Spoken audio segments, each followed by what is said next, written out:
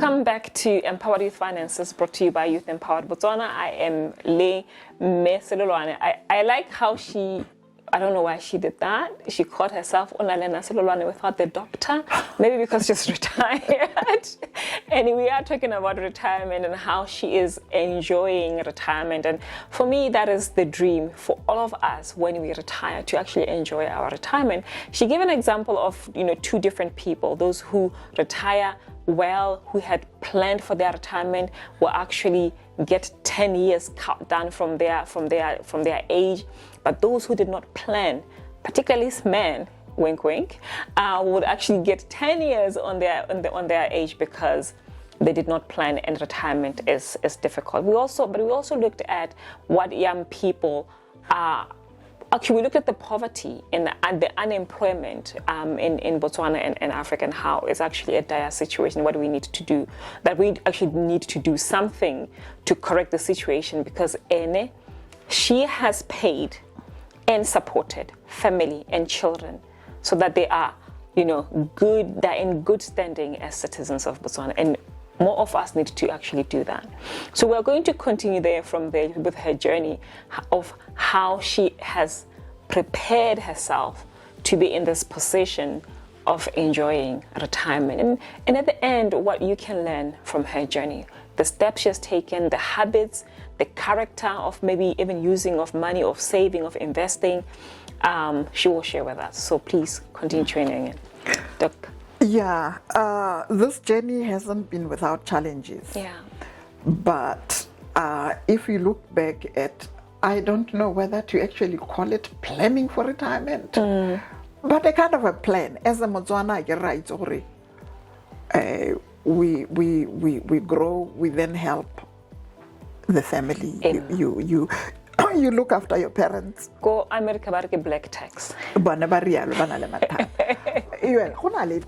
Go na le tax in the sense that sometimes, if you are not very careful, you can be taxed by family for your success. So you have to, this is where financial literacy becomes very, very important.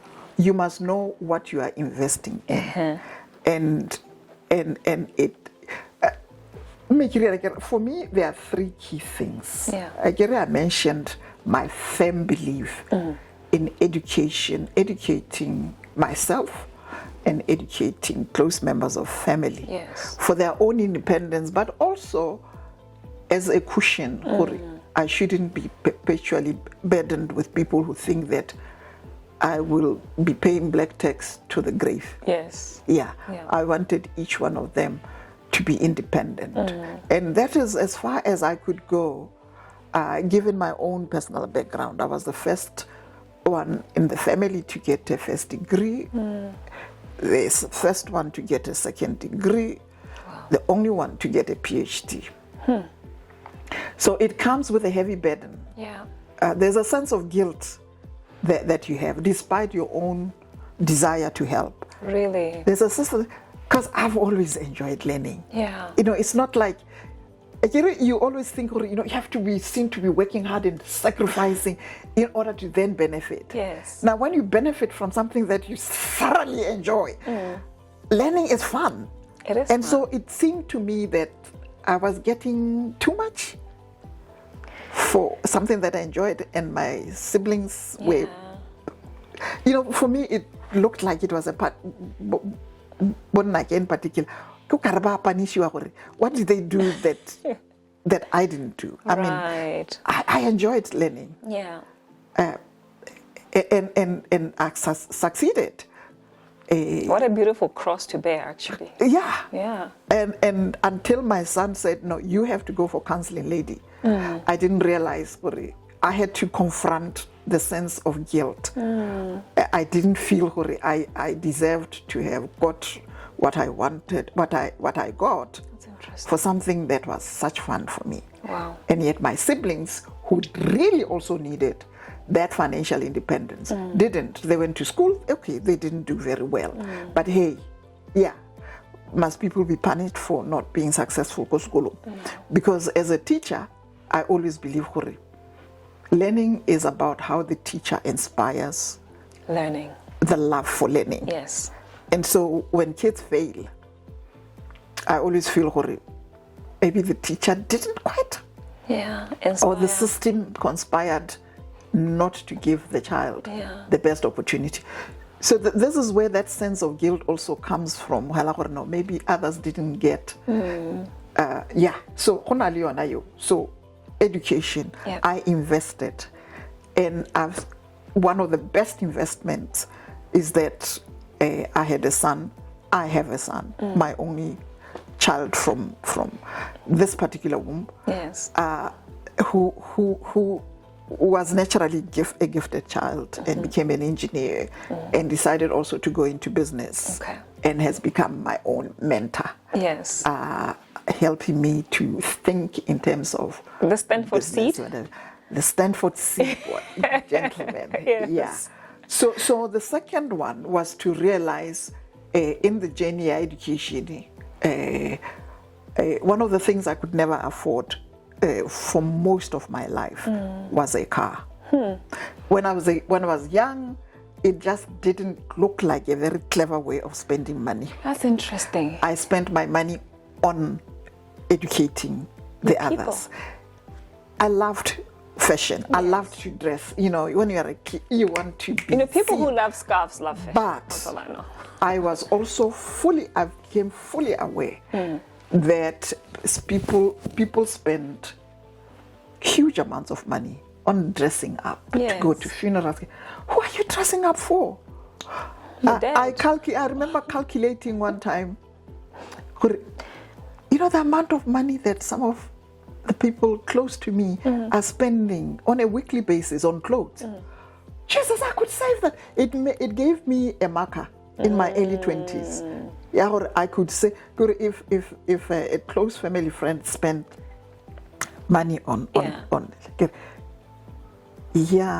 I could use that money to save. Wow. And so I started saving that way because In your 20s? in my early 20s. Wow. Yeah, in my early 20s. I started saving because I didn't know what else to do. Yes. But I did not want to spend money on clothes. I did not want to spend money on cars. So I did not want to get a loan for a car. And so that made sure always some savings there. Yes. It's what other people used to buy nice clothes. Yeah, occasionally I would buy myself, but I didn't mind wearing the same dress at somebody's wedding and then wearing it at the next wedding. Yeah. My sister was livid. You can't do that. Well, that's me. And then so then I started investing, saving. And then came Sechaba. You know the Sechaba investments. Yes. Calculated. Every pula that I put in Sechaba would earn me 10 times what the money in the bank would earn. Yes. So I cleaned up my account, threw it in Sechaba, borrowed some more, calculating, or even when I borrowed, With the interest. the interest would be cleaned up by the dividends at the end of the year. Wow. Yeah. So, So- Ma, it used to Lene be. Letobetsega, yeah. I mean, but investments are like that. Yeah. You calculate to see where to. Money in the bank is really last resort. As soon as you can put it somewhere where it can make more than what the bank can actually offer. Yes. So I learned that. I didn't learn it from anybody. I didn't learn it from. It was just a basic calculation. There it was. Shares, and Botswana, being people who are used to government handouts, were not particularly impressed. And you could have actually put in 500 pula. Yeah. And then I that- took all my savings and put them and borrowed Yes. some 10,000 pula and bought the shares as a chap. Yeah. Within a few years, those Sechaba shares are the ones that bought me this plot. Wow.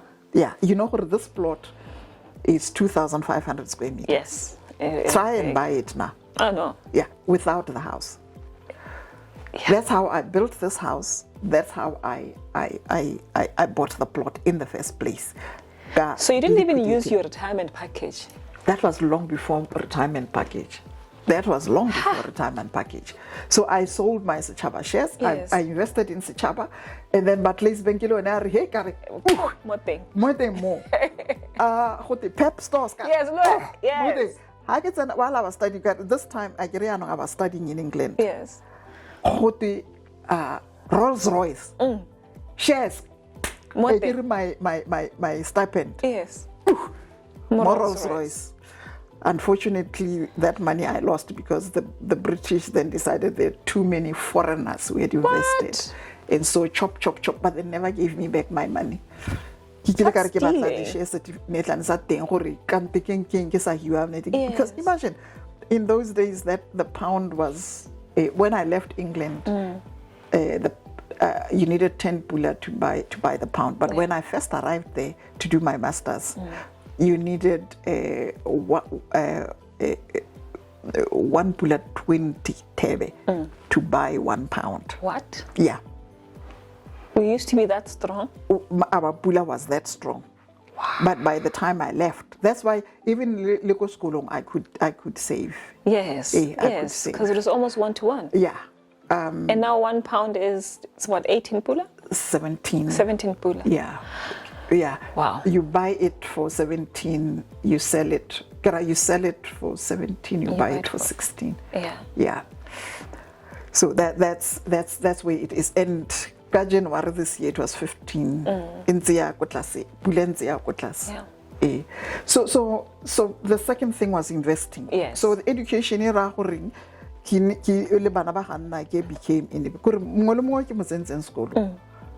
became reasonably independent, because right? Even just sitting around the table with you. And then my second investment was in making horeka di shares. Yeah. Yes. Until such time that those shares the value I think in it. And then I calculate sure property. It's even more than the shares that were available at the time. Yes. That's why okay, I'm going to invest in property. So I bought this piece of land, I developed it. I don't have to be paying somebody rent. But I was still continuing with education because in private schools. Yes. My son went to boarding school in South Africa until Mama, please, I want to be independent. Scholarship, and for his university education. So investments have changed. When my son graduated, I go DBS headquarters in England, where I was supposed to join him. But decided to continue. Yeah. Yes. Then when he came, then he was motivated to return. There are greater opportunities here, which benefit a lot of foreigners and not Botswana themselves. Because Botswana if government doesn't give, then you don't take any risks. So he decided to come back and he set up a company. Property and it's raised $500,000 from one property because I learned it doesn't help, from poor dad, rich dad. Yes. Owning property in your name is the stupidest thing you can ever do. It is. Yako company, and then the company you are old. Now when I took early retirement, I get mama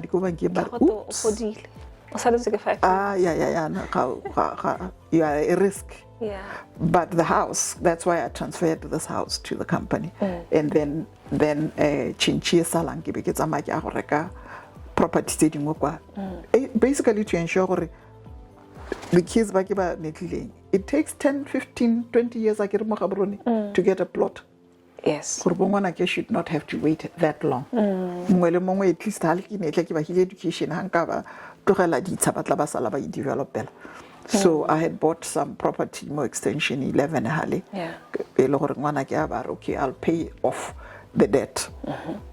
And so that became his younger sister's eldest go OG. So I've been buying in the name of the company. Yeah. And then when opportunities come, like when he started to run his company, I liquidate, I sell, I invest in higher earning. You know, it is a gift. And the Bible says that, you know, parents, good parents, leave inheritance for their children and their children and their children's children. Yeah. And that's what you've done. That's what you're doing. I just got goosebumps. No, mine are very clear. They have to earn it. Yes. I don't do handouts. Definitely. They have to earn it. Yes. My son got this house. 11. He had to pay off the debt. Yes. It wasn't just a gift. Definitely. And he particularly needed it also. The day that I transferred it, he needed it to raise collateral for his company. But the foundation. This house can also add. Yes. Expand the company. So both like no, na ke go fa foundation. You bogolo umpesongonyana. Mote. Umpesongonyana. Yes. Sami ke go bula kgoro. Wa tsena and then not to feel gore wa netla rentanyana ho kana purchase. Yes, at a giveaway, but still motho a feel gore le no contribute. And we're gonna pause and he's just gonna, you know, pin it and we'll be right back.